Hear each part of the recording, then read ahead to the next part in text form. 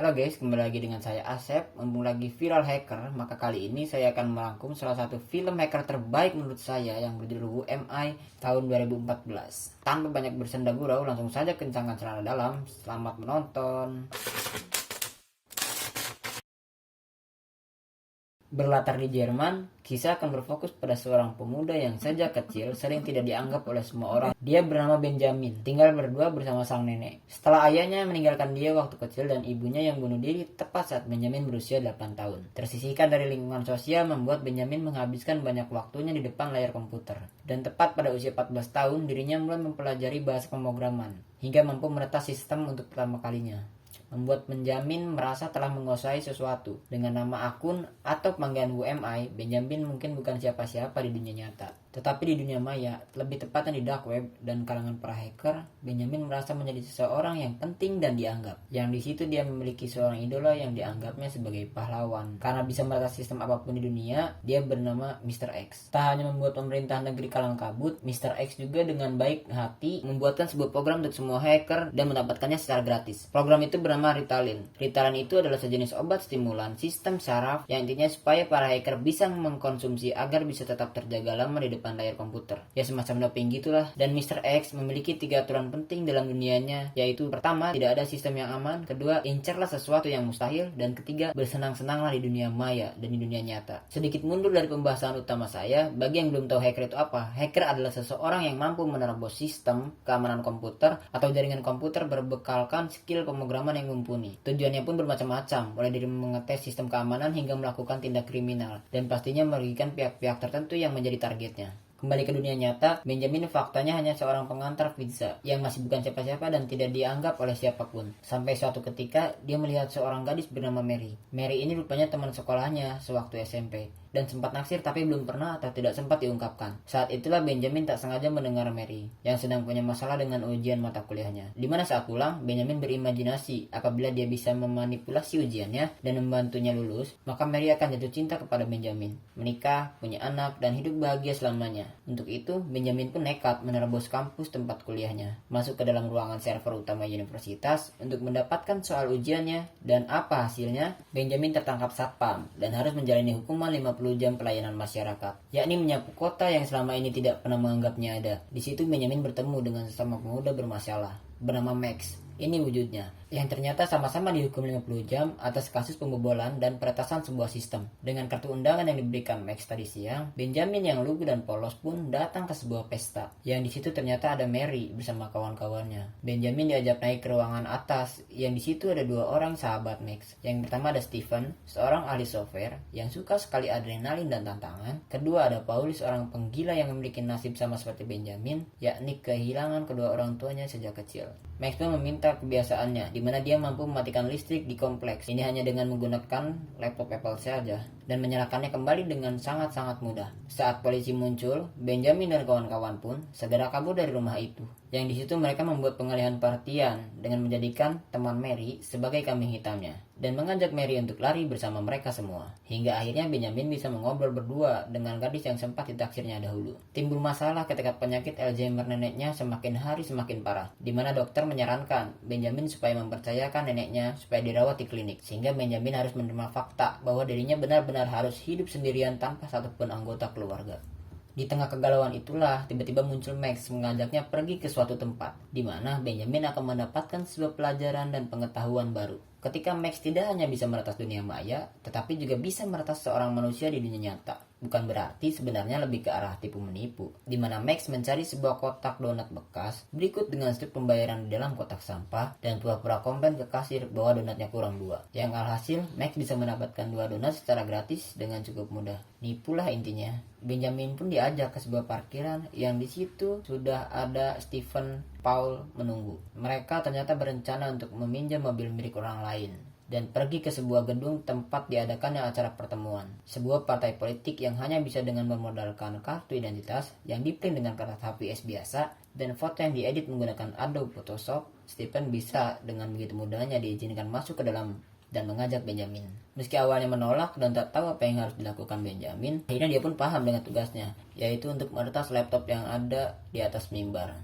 sementara Steven sedang memasang kamera untuk mengabadikan momen tersebut, di mana tujuan utama dari aksi ini ternyata adalah untuk membuktikan bahwa Max dan kawan-kawan mampu dan sanggup untuk melakukan sesuatu yang mustahil, seperti aturan yang sering disebutkan oleh hacker idola mereka berdua, yakni Mr. X. Berlokasi di rumah nenek Benjamin, mereka membangun sebuah markas kecil atas dasar ingin membuktikan kepada dunia bahwa meskipun mereka berempat bukan siapa-siapa di dunia nyata, tapi sangat luar biasa di dunia maya.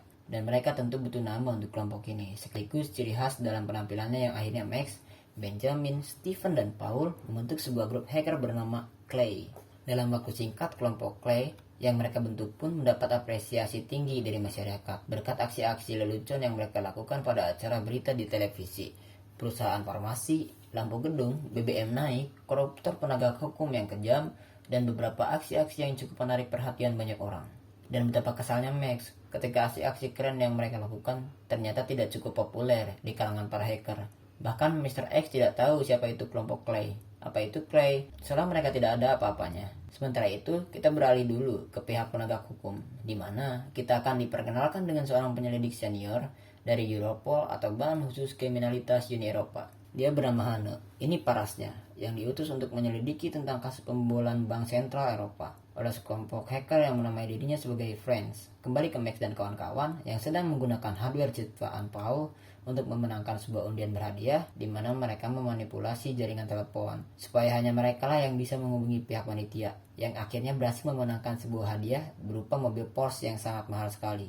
Setelah puas teriak di jalanan, mereka berempat pun mengadakan pesta bersama 3 wanita malam, yang di situ Benjamin memilih untuk memisahkan diri dan menggunakan mobil Porsche tersebut untuk menemui Mary supaya keren. Alih-alih ingin terlihat keren seperti Max yang karismatik, percaya diri, dan pandai bercakap, Benjamin justru malah terlihat gugup dan norak tatkala sok-sokan mengajak mereka untuk duduk berdua di mobil, hingga akhirnya Benjamin kesal sendiri karena tidak mampu untuk mendapatkan perhatian dari gadis yang disukainya. Esokan harinya, Max mendapat sebuah pesan yang dikirim oleh Mr. X, berisi sebuah berkas penyelidikan kepada para hacker-hacker terkenal. Di grup milik mereka juga disebutkan di situ, tetapi ini bukan sebagai ancaman, melainkan disebutkan bahwa kelompok Clay ini merupakan kelompok yang hacker yang tidak berbahaya sama sekali. Membaca hal itu tentu membuat Max langsung naik darah, karena segala urusan mereka selama ini ternyata tidak dianggap apa-apa oleh Mr. X sang idola. Benjamin memiliki sebuah ide brilian untuk meretas sistem yang lebih besar, bukan perusahaan pabrik atau bank, melainkan sebuah lembaga kelas 1 milik pemerintah, yakni Badan Intelijen Federal Jerman atau biasa disingkat BND. Tak ingin buang waktu, Benjamin dan kawan-kawan pun menyamar sebagai petugas kebersihan yang diam-diam masuk ke dalam pabrik pengolahan limbah kertas,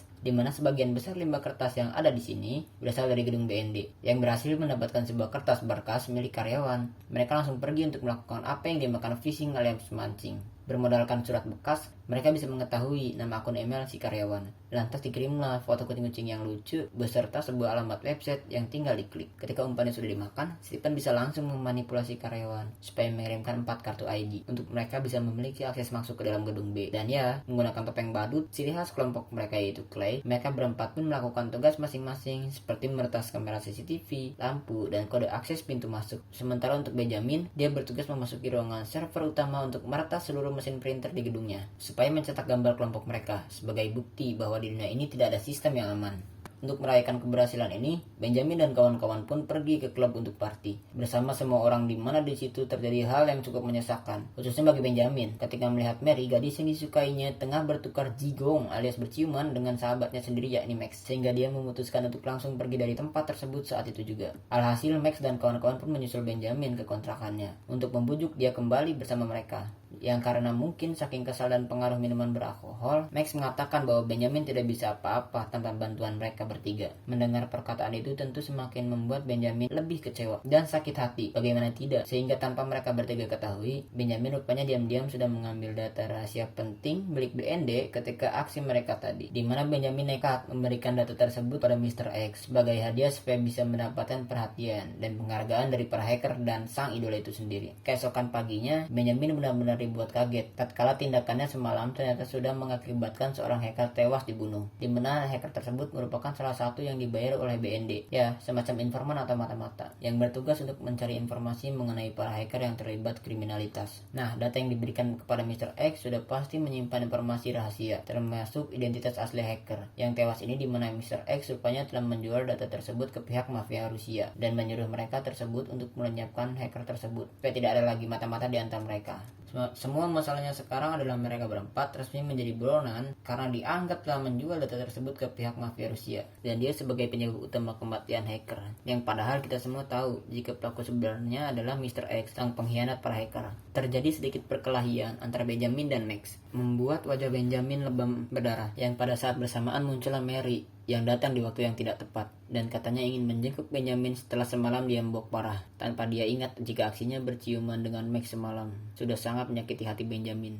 Kini berlokasi di ruangan komputer perpustakaan umum. Mereka berempat pun berencana untuk menghubungi Mr. X dan pura-pura ingin bergabung dengan kelompok dengan tujuan untuk mengungkapkan siapa identitas asli Mr. X dan apa yang sudah dilakukannya. Namun saat komunikasi sedang berlangsung, pihak Europol berhasil melacak keberadaan mereka. Dan saat itu juga langsung mengerahkan pasukannya untuk menangkap Benjamin dan ketiga temannya.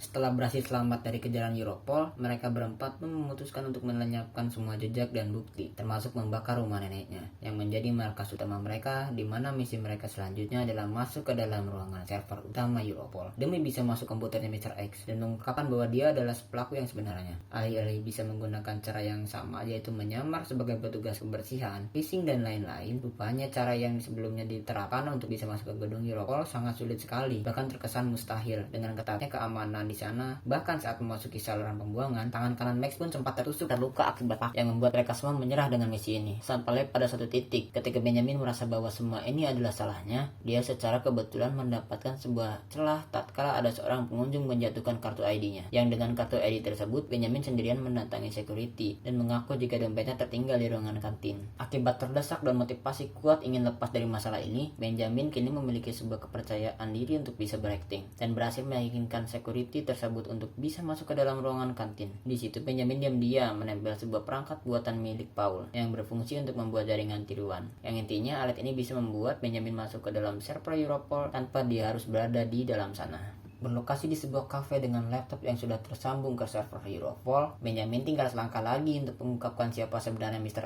X. Namun ternyata tidak semudah itu, karena Mr. X sudah mengetahui bahwa ini adalah sebuah jebakan. Dan justru malah Benjamin lah yang harus terungkap wajah aslinya, dan dikejar oleh sekelompok mafia Rusia yang bermaksud untuk membunuhnya. Setelah lolos dari mafia Rusia, Benjamin langsung dihadapkan pada fakta yang lebih menyakitkan, ketika menemukan Max, Stephen, dan Paul tewas dibunuh di dalam apartemennya. Dan disinilah Benjamin sekarang tepat di hadapan Hans, sang agen penyelidik, untuk meminta bantuan beliau supaya memberikannya perlindungan saksi agar tidak diburu dan dibunuh oleh para mafia Rusia. Pada awalnya Hans tidak percaya jika Benjamin adalah sosok hacker bernama Who Am I. Namun ketika Benjamin menyebutkan nomor kartu BPJS, tanggal lahir, biodata, nomor antrian BLT, dan segala macam kehidupannya, baru Hana percaya jika Benjamin adalah hacker Who Am I yang sedang dicarinya. Setelah menceritakan semua kronologinya dari awal, Han akhirnya mulai merasa simpati kepada Benjamin dan setuju untuk membantunya untuk mengungkap siapa Mr. X, di mana Benjamin dipersilakan untuk menggunakan komputer Europol dan diberikan kesempatan kedua untuk bisa mengungkapkan siapa sebenarnya sosok Mr. X ini. Berbeda dengan sebelumnya menggunakan server Europol, kali ini Benjamin bisa lebih leluasa melakukan apapun di dalam sana, di mana Benjamin menyamar sebagai Mr. X dan mengakui semua kebusukan tepat di hadapan semua hacker, sehingga Mr. X yang asli pastinya akan gerak dan terpancing emosi yang membuatnya masuk ke dalam jebakan Batman. Who the fuck are you? I never worked for the government. I know who you are. Akhirnya terungkap sudah siapa sebenarnya Mr. X, dimana pada semua ketika mengetahui jika hacker nomor 1 Mr. X ini tidak lebih dari seorang pemuda yang masih berusia 19 tahun bernama Sean dan Ham yang tinggal di New York dan melakukan semuanya dari hanya sebuah laptop. Setelah Mr. X tertangkap, Benjamin tentu tidak bisa langsung tenang begitu saja karena masih ada mafia Rusia yang pastinya akan terus memburunya, apalagi saat mengetahui identitas aslinya. Dimana saat integrasi sedang berlangsung, karena melihat bekas luka pada tangan kanan Benjamin yang dari ceritanya tadi Max sempat tersusuk paku ketika sedang berada di saluran pembuangan. Tapi kenapa kok malah tangan Benjamin memiliki bekas lukanya? Menemukan adanya kejanggalan tersebut, Han memutuskan untuk menyelidiki kehidupan Benjamin dengan cara pergi ke kontrakannya. Yang di situ dia menemukan kotak bertuliskan obat Ritalin yang sejauh ini sesuai dengan apa yang diceritakannya. Tetapi ketika menemui Mary di kampusnya, dia terlihat tengah bersama kekasihnya dengan wajah bahagia, tanpa khawatir dengan kondisi Benjamin. Yang ketika ditanya apakah kamu mengenal Benjamin, Mary pun menjawab, Benjamin adalah anak aneh yang tidak memiliki satu teman pun. Dimana sejak SMP dirinya tidak pernah bertemu lagi dengan Benjamin. Yang jawaban tersebut tentu saja membuat Han menjadi terkejut. Tak cukup sampai di situ, Han pun mendatangi dokter yang menangani neneknya, dimana si dokter berkata bahwa mendiang ibu Benjamin tewas bunuh diri akibat mengidap gangguan atau bisa disebut dissociative identity disorder